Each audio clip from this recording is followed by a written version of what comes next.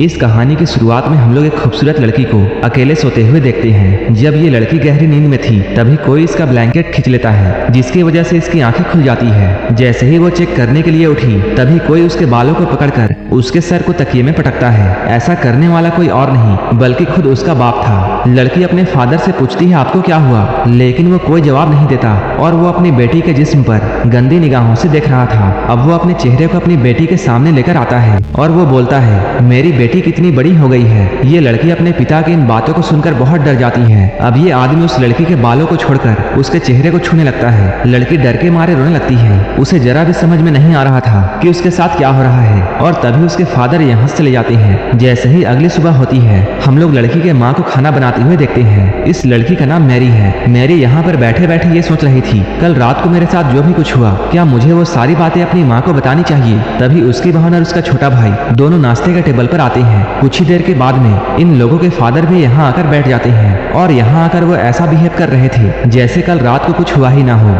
मेरी मन ही मन में ये सोचती है कल रात को तो ये मुझे बहुत बुरी निगाहों से देख रहे थे, लेकिन अभी ये इतने नॉर्मल कैसे हैं। इसके बाद मेरी टेबल से उठती है और यहाँ से चली जाती है। तभी उसकी मदर यहाँ आकर खाने को जोर से टेबल पर पटकती है। यहाँ पर मॉम बहुत ही अजीब तरीके से खाने को खाती है, जैसे कि उन्होंने महीनों से खाना नहीं खाया हो। मॉम को ऐसी अजीब हरकतें करते हुए देखकर उसके बच्चे डरते हैं। तभी उसका बेटा भी खाने को उगल देता है और कहता है खाने में बहुत नमक है। तभी मॉम उसी खाने को उठाकर पागलों की तरह खाने लगती है। आखिर इस फैमिली के साथ में इतनी अजीब घटनाएं क्यों हो रही है। असल में इस फैमिली ने जब से एक नए कॉटेज में शिफ्ट किया है तभी से इनके साथ में अजीब सी घटनाएं हो रही हैं। इनके पड़ोसी कभी इनके आंगन में कोई अजीब सी स्टैचू लगा देते हैं तो कभी कोई उनके घर के सामने मरा हुआ जानवर लटका देता है। वहीं फादर हर रात को अपनी बेटी के साथ में अजीब सी हरकतें करते हैं। इसके अलावा मॉम भूखे भेड़िया की तरह खाने को खाती है और अपना खाया हुआ खाना अपने बेटे को भी खाने के लिए देती है, लेकिन बेटा इस खाने को खाना नहीं चाहता और वो अपने पिता की तरफ देखता है। वो कहते हैं अगर तुम इस खाने को खाना नहीं चाहते तो मत खाओ। फादर के इस बात को सुनकर मॉम उन्हें गुस्से भरे निगाहों से देखती है। इसके बाद वो खाने को टेबल पर फेंक देती है और प्लेट्स को भी जमीन पर फेंकती है।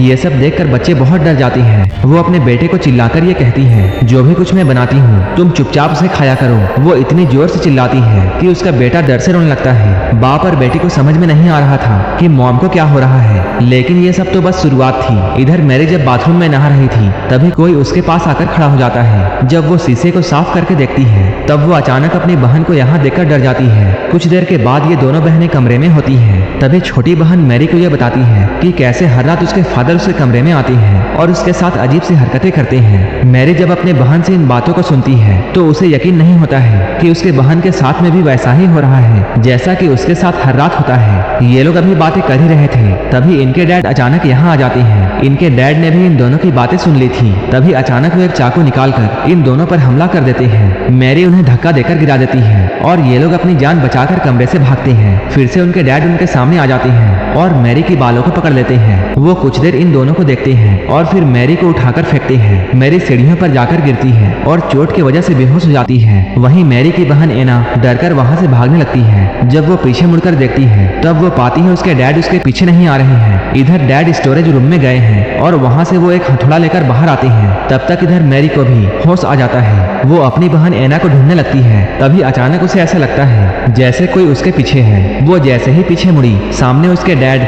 हथौड़ा लेकर खड़े थे। वो हथौड़े को लेकर मैरी पर हमला करने ही वाले थे। तभी एना जोर से चिल्लाती है जिससे डैड रुक जाते हैं। एना एक बैट उठाकर अपने डैड के मुंह पर जोर से मारती है, लेकिन उसके डैड को कुछ नहीं होता। इसके बाद उन्होंने एना पर भी हथौड़े से हमला किया। एना जैसे ही नीचे झुकी हथौड़ा जाकर दरवाजे पर लगता है। तभी नीचे से किसी की आने की आवाज सुनाई देती है। ये आवाज किसी और की नहीं बल्कि इनके डैड की थी जो कि सीढ़ियों से ऊपर आ रहे थे। डैड की आवाज को सुनकर ये आदमी हथौड़े को फेंकता है और दूसरे कमरे में चला जाता है। डैड जैसे ही ऊपर आते हैं यहाँ का नजारा देखकर वो डर जाते हैं। इसके बाद वो अपनी बेटियों को देखते हैं जो कि उनसे डरकर पीछे हट रही थी। तभी डैड के पैरों के नीचे वही हथौड़ा आता है और वो दीवार में बने हुए छेद को देखते हैं। डैड इन दोनों से डांट कर ये पूछते हैं क्या तुम दोनों यहाँ पर लड़ाई कर रही थी, लेकिन वो दोनों कोई जवाब नहीं देती। तभी इनका भाई कमरे से निकलकर इनके पास में आता है। तभी तभी मैरी और एना उसे भागने के लिए कहती है। उसी वक्त एक औरत यहाँ आकर उस हथौड़े को उठाती है जो कि इनकी मॉम थी। डैड अपनी वाइफ को देखते हैं, तभी वो अचानक से उन पर हमला कर देती है। डैड उसे रोकने की कोशिश करते हैं, लेकिन वो औरत इन्हें धक्का देकर गिरा देती है। मॉम यहाँ पर बहुत डरावनी स्माइल करती है और वो टूटे हुए कांच पर पैर रखकर बड़ी आसानी से अपने रूम में चली जाती है। नीचे से फिर से किसी औरत की आवाज आती है और ये आवाज किसी और की नहीं बल्कि इनकी असली मॉम थी।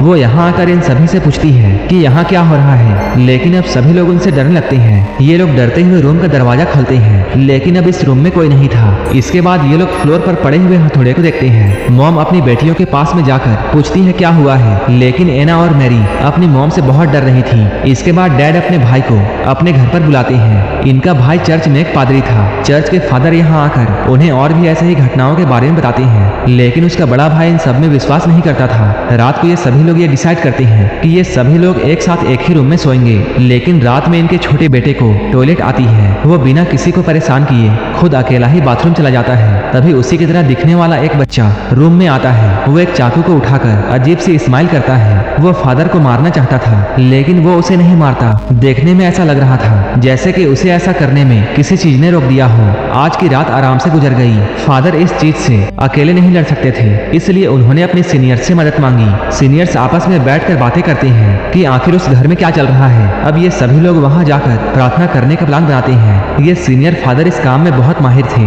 फादर अपनी टीम के साथ में शाम में वहां जाने का प्लान करते हैं। अब ये लोग उनके घर जाने के लिए निकलते हैं, लेकिन रास्ते में एक कौवे ने उनके गाड़ी पर अटैक कर दिया, जिसकी वजह से उनके गाड़ी का आगे का शीशा डैमेज हो जाता है, जिससे गाड़ी का बैलेंस बिगड़ा और गाड़ी एक गड्ढे में जाकर गिर गई। वहीं दूसरी तरफ हम लोग डैड को देखते हैं, जो कि अपनी बेटी मैरी को बेड से बांध देते हैं। वो उसे समझाने की कोशिश करती है, लेकिन डैड कहते हैं इन सबको ठीक करने का बस यही तरीका है। आधी रात में फादर खून से लथपथ होकर इनके घर में आते हैं। वो इन लोगों को ये बताते हैं सभी फादर्स मारे जा चुके हैं, इसलिए अब जो भी कुछ करना है हमें ही करना होगा। यहाँ पर मैरी को बेड से बंधा हुआ देखकर फादर अपने काम को करना चाहते थे, लेकिन उन्हें अकेले डर लग रहा था, क्योंकि लास्ट टाइम जब उन्होंने ऐसा करने की कोशिश की थी तब उस शैतान ने फादर के सारे फैमिली मेंबर्स को मार दिया था। इसलिए उन्हें यह डर था कि कहीं फिर से ऐसा ना हो जाए, और अगर ऐसा हुआ तब वो अपने भाई के फैमिली को भी खो देंगे। लेकिन उसका बड़ा भाई रोते हुए उससे कहता है तुम अपना काम करो, हम लोगों को मिलकर लड़ना होगा, नहीं तो वो हम सभी को मार देगा। ये बात सुनकर फादर कैंडल्स को जलाते हैं और मैरी के ऊपर होली वाटर छिड़कते हैं। मैरी होली वाटर की वजह से चिल्लाने लगती है। इसके बाद फादर मैरी के सीने पर एक क्रॉस रखते हैं और इसके बाद वो उसे एक छड़ी से मारने लगते हैं। मैरी दर्द से चिल्लाने लगती है। वो पूछती है वो लोग उसके साथ ऐसा क्यों कर रहे हैं। फादर मैरी के डैड से ये पूछता है क्या तुम अब भी इस इलाज को कंटिन्यू करना चाहते हो।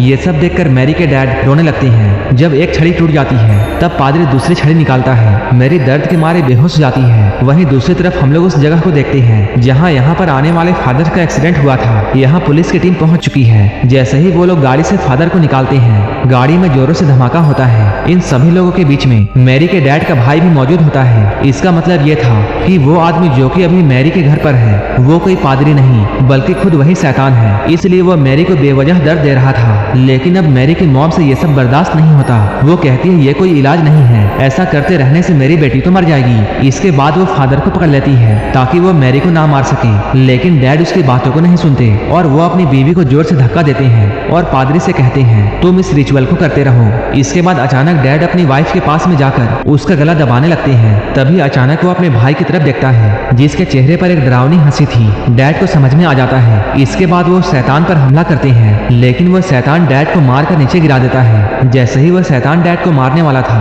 तभी असली फादर यहाँ पहुँच जाते हैं। वो यहाँ पर कुछ मंत्र पढ़ते हैं जिससे वो बुरी आत्मा यहाँ से चली जाती है। मैरी बहुत बुरे तरीके से जख्मी हो गई थी। इसके बाद वो स्टोरेज रूम की तरफ जाने लगती है। तभी फादर मैरी के सामने एक मिरर रखते हैं जिससे मैरी के बॉडी से शैतान निकलकर भागने लगता है। फादर उस शैतान को अपने शरीर के अंदर ले लेता है और अपने भाई से उसे मारने के लिए कहता है, जिस पर उसका भाई टूटे हुए क्रॉस को उसके सीने पर घुसा देता है। ऐसा करने से शैतान और फादर दोनों एक साथ मर जाते हैं। अंत में ये फैमिली सही सलामत बच जाती है और इसके साथ ये मूवी भी यहीं पर खत्म हो जाती है। ऐसे ही वीडियोस के लिए आप हमें टेलीग्राम और इंस्टाग्राम पर फॉलो कर सकते हैं। मूवी अच्छी लगी हो तो एक लाइक जरूर कर देना और ऐसे ही वीडियोस के लिए आप हमारे चैनल को सब्सक्राइब जरूर कर लेना। तो मिलते हैं हमारे नेक्स्ट वीडियो में।